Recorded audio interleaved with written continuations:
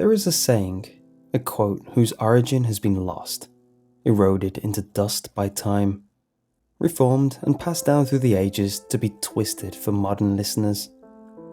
Everyone wears a mask. It's far truer than most people think. I know better than anyone else in the world, though I know that what I can see and the saying have only a skin-deep connection. As I sit here, watching the silvery needles of rain stab the grey concrete and listening to the faint hum of the dim electric lights overhead, I wonder how long I have left. I know that I have alerted the authorities to my activities, and I know that they won't let me leave here alive. Not when I could plant the seeds of doubt in the heads of the people who have lived under their secret rule. It's useless to write or record anything. They'd find all records and destroy them. Eons of shadowy dealings have made them very cautious when it comes to any information about their existence. They'll be here soon. I can feel it. But I don't know the exact moment, and I don't know what face they'll be wearing. But they'll be here. This dingy little diner with its bacon grease sink and cracked vinyl seats will be where I make my final stand. The knowledge of my imminent death angers me more than it frightens me. I'd been so careful, so utterly meticulous in how I dispose of the bodies and destroyed all evidence of my involvement. I was fast, almost mechanical in my efficiency, my knives parting their false skin and spilling their blood on rote. I made a dent in their ranks, but they've been here since before humanity learned to be afraid of the dark, breeding in the shadows like bacteria and infiltrating all aspects of society. I remember when I first saw one. I was only 20. My life had lost purpose, and I was a few weeks away from ending it all when I saw the president's speech live on the air. I saw the things that stood behind him, watching him spew meaningless rhetoric with their lidless, flower-like eyes and smiling with their anglerfish teeth as if they knew a joke that no one else was privy to. They were dressed like the president's personal escorts. I was horrified, to say the least, and I wondered if my mind was playing tricks on me. But my mind was empty of all imagination back then. I didn't have the mental capacity for such hallucinations, and on some subconscious level, I knew this. Of course, I still tried to explain away what I had seen, telling myself that I was overworked and that the stress was playing havoc with my mind. But then, one night, when I was out walking, letting the chill October air my numb senses and wondering if a noose or bullet was the better option, I saw a man in a ratty, filthy encrusted hoodie watching me from the other side of the street. I lived in a nice, cookie-cutter suburban spawn at the time, and the sight of someone looking so out of place made me uneasy. The man was an intruder on this peaceful neighborhood, like a spider in the flower garden, and I instantly felt the hair on the back of my neck stand up. I tried to ignore him, but I could feel his gaze on me, and I knew that he was following behind me, though he was silent in doing so. The man kept up with me for several blocks, always getting closer with each step I took. I chanced to look back and felt my blood go cold when the rays of the fading sunlight illuminated the writhing, blackened tendrils that squirmed under the hood and caught the gleam of rows of thin, jagged teeth. The fear rose in my stomach like bile, making me choke and gag. The man was getting closer, and the low, chilly breeze caught his rancid stink and blew it to me. He smelled like the low tide of rotted vegetation. I broke out into a run, just as I felt the stench grow stronger, alerting me to the fact that he was only a few inches from me.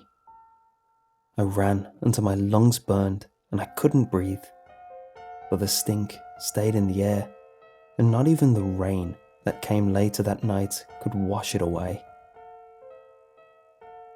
I saw them more and more after that, loitering on street corners with cigarettes clamped between their thorn-like teeth, staring back at me from the counter at my local pharmaceutical store, contracting the moist petals that enclosed their eyes like a perverse wink, and smiling hungrily out at me from behind car windows.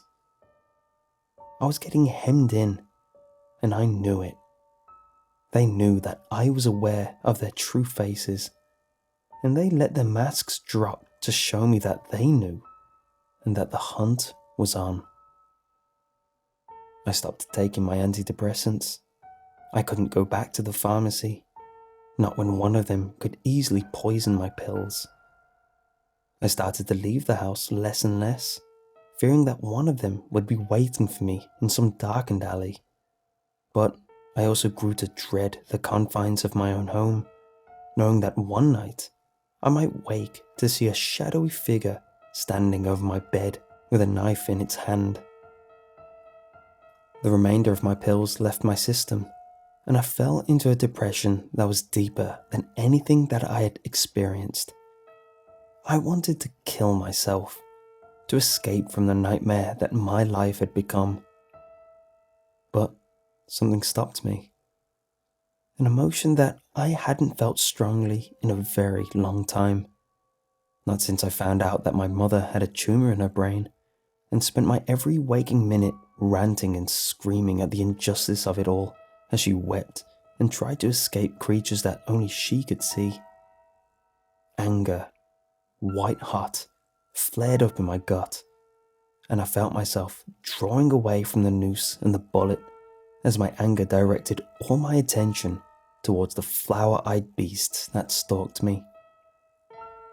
How dare they threaten me? They had obviously been around for a long time, and there were almost definitely more in other countries. They had been running all forms of government and entertainment for ages, feeding off of people and killing anyone who found out about them. There had been others like me, that I was sure of. They all looked at me with such excitement. It was obvious that they had done this sort of thing before, and in all other cases, I bet the people that they hunted gave up and let them win. That was wrong. I was not going to roll over and let them stick the knife in. I would fight back. Let them know that I was not like the other cowards who couldn't bear the truth about the world, who couldn't bear the thought of monsters who wore human skin. But I knew that monsters were real. I'd seen them on the news and on the internet long before I saw their true faces, and the thought of letting them add another body to their tally made me furious. I suddenly had an ambition in my miserable life, a true cause that I could devote myself to, mind, body, and soul. I would hunt the hunters.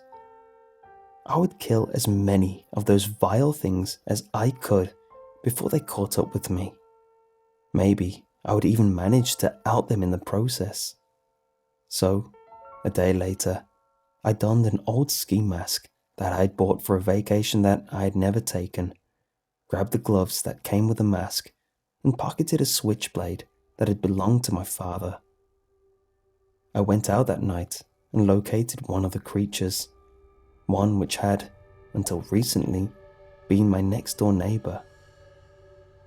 I saw those fleshy hollows unfurl as I walked closer, saw the flytrap of a mouth open to call to me, and I flicked the switchblade open and rammed it into his neck before he could speak. The look of shock on his inhuman face was worth all the foul-smelling, dark blood that splattered my face when I tore the knife free. I fled the scene before anybody could spot me, and I returned home with a fire burning in my mind. I was elated, happy for the first time in a very long time. I'd struck a blow against the things which were stalking me. I had a new purpose in life. I abandoned my house a day later, taking my clothes and anything that I could pawn with me. I drove into the city and sold all that I could, then bought a few new toys with the money that I'd gotten: a revolver, a machete, a shotgun, and several knives of varying size. Once my weapons had been acquired, I took an old pillowcase and constructed a crude but effective mask that I used in place of my ski mask. After all, the creatures needed a face to their reaper, and a zipper-mouthed, dark-lensed, dingy grey one seemed like the perfect choice. I began my hunt not long after that. It was difficult at first, tracking them down and killing them as quickly as I could without attracting attention, but it got easier as time wore on. I made the papers not long after my 10th kill, when someone had managed to spot me and had taken a picture of my masked form standing over a slaughtered creature. I personally loved how the flash reflected off the lenses in my mask, making my eyes look like tiny fires. They dubbed me the Back Alley Butcher. My deeds soon became the top stories on many news stations. I saw many of the creatures who, in the guise of news anchors, read off the details of my latest exploits with terror etched into their features. They were afraid in what had to be the first time in a very long time. I relished their fear and laughed at how baffled everyone was at my seemingly random patterns. I had lacked imagination before, but now my mind was filled with creative ways to hunt and slaughter, and that was all I needed. I stopped sleeping after the 5th week, but I didn't care. I tinkered with my mask and bought lightweight Kevlar armor after a close encounter with a creature who had a gun. And the bloodshed continued. The intense summer heat and the deaths made reporters dub the month of my reign the Summer of Blood. I love that title. It suits me perfectly. I was at the top of my game, striking fear in whatever alien organ served as the monster's hearts. But somewhere deep down, I knew that I would be caught eventually. But I didn't care as long as I got to whittle away at their numbers. My fall came about because of my lack of sleep. I was too high in my successes to realize that my sleepless nights were affecting my health, and I began to grow dizzy and lightheaded. I was on another hunt, stalking an infamous lawyer who got child molesters and the like off scot-free. I had him cornered and was in the process of gutting him when a bullet tore through my shoulder. The lawyer had been tailed by one of the thing's bodyguards who had seen me. He was too late to save his employer, but his shot had penetrated deep and had drawn blood. I was forced to flee as the bodyguard called out and brought several people running. I left a blood trail and was forced to take shelter in a storm drain in order to tend to my wounds. I knew that my hunt was at an end. They had my DNA, and that would lead them to me. I saw my face in the news and gritted my teeth in anger at the toothy smirks of smug satisfaction that the creature flashed when they said my name out loud. That was a few hours ago. Now I'm sitting in this diner, watching the rain fall, seeing the creatures with their flower eyes and needle teeth gathering at the sidewalk on the other side of the street. The sounds of police sirens are getting closer. The human waitress had done a job and called the police. I don't blame her. She can't see what I can.